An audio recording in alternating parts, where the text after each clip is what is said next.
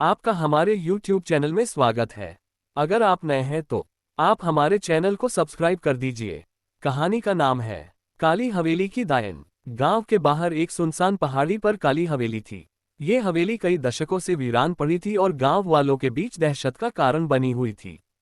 कहते थे कि वहां एक दायन का वास था, जो रात होते ही भटकती थी और जो भी उसके सामने आता वह गायब हो जाता। कई वर्षों से कोई भी उस हवेली की ओर जाने की हिम्मत नहीं करता था। शहर से आए 5 दोस्त राहुल, रोहित, सिया, नेहा और आरती गांव में घूमने आए थे। वे रोमांच के शौकीन थे और रहस्यमयी कहानियों में गहरी रुचि रखते थे। जब उन्होंने गांव वालों से काली हवेली के बारे में सुना तो उनकी उत्सुकता बढ़ गई।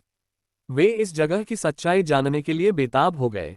गांव वालों ने उन्हें कई बार चेतावनी दी, उस हवेली में मत जाना, जो भी वहां गया कभी लौटकर नहीं आया। लेकिन दोस्तों को यह महज एक अंधविश्वास लगा। उन्होंने फैसला किया कि वे रात के समय हवेली में जाकर इसकी सच्चाई का पता लगाएंगे। रात के ठीक 12 बजे चांदनी रात में वे पांचों काली हवेली पहुंचे। हवेली पुरानी और जर्जर थी, चारों तरफ सूखे पेड़ और जंगली घास उगी हुई थी। हवेली का दरवाजा हल्के से खुला हुआ था, जैसे किसी को उनका इंतजार हो। जैसे ही उन्होंने दरवाजा खोला, अंदर से ठंडी हवा का एक झोंका आया, जिससे उनके रोंगटे खड़े हो गए।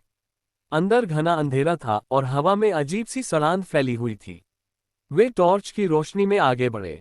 फर्श पर जले हुए हाथों के निशान थे और दीवारों पर खून से अजीब आकृतियां बनी हुई थीं। ऐसा लग रहा था कि कोई बहुत भयानक चीज यहां घटी थी। तभी अचानक ऊपर की सीढ़ियों से किसी के पैरों की आवाज गूंजने लगी, टप टप टप। सिया ने घबराकर टॉर्च ऊपर घुमाई और जैसे ही रोशनी पड़ी वे सभी भय से सन्न रह गए। सीढ़ियों पर एक लंबी काली साड़ी पहने औरत खड़ी थी। उसके पैर उल्टे थे और उसकी आंखों से खून टपक रहा था। वह मरी हुई मुस्कान के साथ धीरे धीरे उनकी ओर बढ़ रही थी। तुम यहाँ क्यों आए हो? एक घुटी हुई डरावनी आवाज गूंज उठी।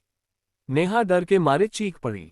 पांचों ने दरवाजे की ओर भागने की कोशिश की, लेकिन जैसे ही वे दरवाजे के पास पहुंचे वह अपने आप जोर से बंद हो गया। तभी दायन ने एक भयानक चीख मारी और पूरा कमरा हिलने लगा। रोहित अचानक हवा में उठ गया, उसकी गर्दन पर गहरे नीले निशान पड़ने लगे, जैसे कोई अदृश्य शक्ति उसे दबा रही हो। मुझे बचाओ, रोहित ने चिल्लाते हुए कहा, लेकिन उसके मुंह से कोई आवाज नहीं निकली। आरती ने डरते डरते अपनी मां का दिया हुआ ताबीज निकाला और भगवान का नाम लेने लगी। राहुल ने हिम्मत करके जेब से भगवान का लॉकेट निकाला और ऊंची आवाज में मंत्र पढ़ने लगा। जैसे ही मंत्रों की गूंज हवेली में फैली, दायन तड़पने लगी। उसकी चीखों से हवेली कांपने लगी और एक पल में सब अंधेरा हो गया। अगली सुबह गांव वालों को हवेली के बाहर सिर्फ 4 दोस्त बेहोश मिले, राहुल, सिया, नेहा और आरती।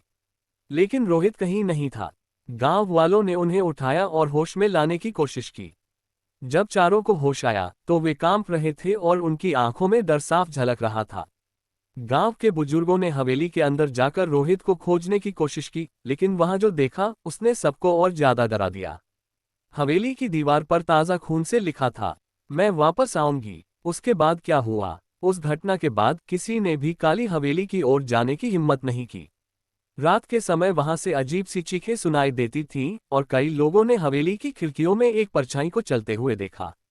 कहते हैं अब भी जब रात के 12 बजते हैं तो हवेली के अंदर से किसी के हंसने की आवाज आती है और कोई कहता है, तुम फिर आओगे, है ना? अब सवाल यह है, क्या तुम कभी उस हवेली में जाने की हिम्मत करोगे?